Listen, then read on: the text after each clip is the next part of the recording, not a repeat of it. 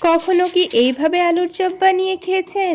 এতটা ফুলকো এবং মুচমুচে তৈরি হবে যে একবার বানিয়ে খাবে আবার বানাতে ইচ্ছে করবে। আসসালামু আলাইকুম বন্ধুরা, কিচেন বাঙালিয়ানা চ্যানেলে আপনাদের সবাইকে স্বাগত জানাই। আজকের এই একটা চপ খেলেই আপনারা আলুর চপ এবং ডিমের চপ দুটো চপেরই স্বাদ পাবেন একসাথে। খেতে হবে ভীষণ মজার। ইফতার আইটেমটি একেবারে জমে যাবে। চলুন তাহলে কিভাবে এই চপ রেসিপিটি তৈরি করে নিচ্ছি ঝটপট দেখে নিই। চপগুলো তৈরি করে নেওয়ার জন্য সবার প্রথমে 4টা মিডিয়াম সাইজের সেদ্ধ আলু নিয়েছি আর 2টো সেদ্ধ ডিম নিয়েছি। এবার প্রথমে আলুগুলোকে একটা কাঁটা চামচ দিয়ে ম্যাশ করে নিচ্ছি। আলুগুলো যদি এরকম গরম গরম ম্যাশ করে নিয়ে সাথে সাথে আপনারা চপগুলো বানানোর চেষ্টা করেন, দেখবেন চপগুলো কিন্তু খুব সুন্দর তৈরি হয়। তো আমি এখানে কাঁটা চামচ দিয়ে আলুগুলো ম্যাশ করে নিলাম। আপনারা চাইলে গ্রেটার কিংবা একটা ম্যাশার দিয়েও ম্যাশ করে নিতে পারেন। আর এই আলুর মধ্যে যেন একটুও দলাভাব না থাকে সেটা লক্ষ্য রেখে ম্যাশ করে নিতে হবে। তো আমি আলুগুলোকে দেখুন খুব সুন্দর করে ম্যাশ করে নিচ্ছি। আলুটা ম্যাশ করে নেওয়া হয়ে গেছে। এবার এই দুটো ডিমকে আমি কুচি কুচি করে কেটে নেব। আপনারা চাইলে এই আলুর মধ্যে ডিম নাও দিতে পারেন, তবে ডিম দিলে আলুর চপগুলো খেতে ভীষণ ভালো লাগে। তো ডিম দুটোকে কুচি করে কেটে নেওয়া হয়ে গেছে। এবারে আলুর মধ্যে দিয়ে দিচ্ছি। এবার এই চপগুলো বানানোর আগে একটা মশলা ভেজে নেব। তার জন্য নিয়ে নিচ্ছি 1 চামচ ধনে আর নিয়ে নিচ্ছি হাফ চামচ গোটা জিরে। এবার এগুলোকে একটু নাড়াচাড়া করে হালকা ভেজে নেব। ভেজে নেওয়ার পর এটাকে গুঁড়ো করে নিতে হবে। তো দেখুন মশলাটা আমি গুঁড়ো করে নিয়েছি।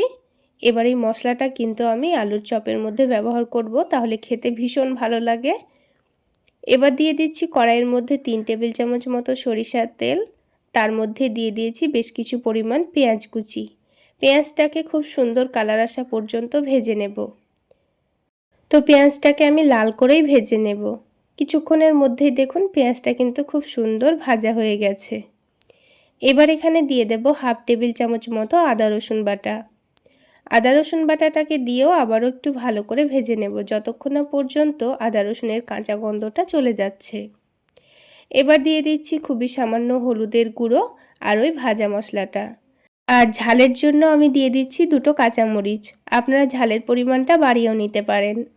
এবার এটাকে একটু নাড়াচাড়া করে ভেজে নেব। খুব বেশি ভাজার দরকার নেই। আর গুঁড়ো মশলাগুলো দেওয়ার সময় কিন্তু গ্যাসের ফ্লেমটা অবশ্যই লোতে করে রাখতে হবে, তা না হলে মশলাটা পুড়ে গেলে খেতে আবার তেতো লাগবে। এবার সেদ্ধ করা আলু ডিমটা দিয়ে দিয়েছি। তারপর দিয়ে দিব অল্প একটু চাট মশলা। চাট মশলা দিলে চপের টেস্টটা কিন্তু আরও অনেক গুণ বেড়ে যায়, খেতে দারুণ লাগে। এবার সব কিছু আবারও নাড়াচাড়া করে মিশিয়ে নেব। আলুর সঙ্গে মশলাটাকে ভালোভাবে মিশিয়ে নিতে হবে। তো কিছুক্ষণ খুব ভালো করে মিশিয়ে নিয়েছি। আর প্রথমে লবণ দিতে আমি ভুলে গেছিলাম, সেই জন্য এখন লবণটা দিয়ে দিচ্ছি। তারপর আবারও সব কিছু একসঙ্গে ভালোভাবে মিশিয়ে নিচ্ছি। তো দেখুন মশলাটা কিন্তু আমার খুব সুন্দর মেশানো হয়ে গেছে আর আলুর পুরটাও অনেকটা আঠালো হয়ে গেছে। এবার এটাকে নামিয়ে ঠান্ডা হওয়া পর্যন্ত রেখে দেব। এদিকে আলুটা ঠান্ডা হতে হতে আমি বেসনের একটা ব্যাটার রেডি করে নেব। সেই জন্য নিয়ে নিচ্ছি হাফ কাপ বেসন, তার সাথে নিয়ে নিচ্ছি হাফের অর্ধেক কর্নফ্লাওয়ার আর নিয়ে নিচ্ছি 2 টেবিল চামচ মতো ময়দা। এই ময়দা দিলেই কিন্তু চপগুলো অনেকটা ফুলকোও তৈরি হবে আর ভীষণ মুচমুচে হবে। আর দিয়ে দিচ্ছি 2 টেবিল চামচ মতো চালের গুঁড়ো। আর চালের গুঁড়ো দিলে চপগুলো ভেজে রাখার অনেকক্ষণ পর্যন্ত মুচমুচে থাকে। এবার সব কিছু একসঙ্গে ভালোভাবে চেলে নিচ্ছি। ব্যাটারটা এইভাবে চেলে নিয়ে তৈরি করলে দেখবেন ব্যাটারটা তৈরি করতে খুব সহজ হয়।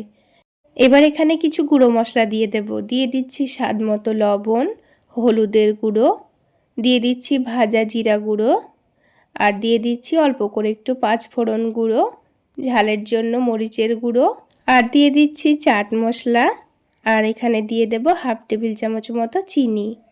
এবার সব কিছু উপকরণ একটু ভালোভাবে মিশিয়ে নিচ্ছি। তারপরে দিয়ে দেব হাফ টেবিল চামচ মতো আদা রসুন বাটা। তবে আপনাদের হাতের কাছে আদা রসুনের গুঁড়ো থাকলে দিয়ে দিতে পারেন। এবার প্রথমে 1 বাটি পানি দিয়ে আবারও পরে 1 বাটি পানি দিয়ে দিয়েছি। আপনারা পানির পরিমাণটা বুঝতে না পারলে অল্প অল্প করে পানি দিয়ে ব্যাটারটা তৈরি করে নেবেন, তা না হলে ব্যাটারটা আবার অনেকটা পাতলা হয়ে গেলে কিন্তু চপগুলো খুব একটা ভালো হবে না। দেখুন ব্যাটারটা কিন্তু এখন অনেকটাই ঘন মনে হচ্ছে। এবারে ব্যাটারটাকে আমি 5 মিনিট ধরে ফেটিয়ে নেব, তাহলে ব্যাটারটা কিন্তু আগের থেকে অনেকটাই পাতলা হয়ে যাবে। তো কিছুক্ষণ খুব ভালো করে ফেটিয়ে নিয়েছি, আর এখন দেখুন আগেকার থেকে কিন্তু ব্যাটারটা অনেকটাই পাতলা এবং স্মুথ তৈরি হয়েছে। ঠিক এইভাবে ব্যাটারটা তৈরি করে রাখতে হবে।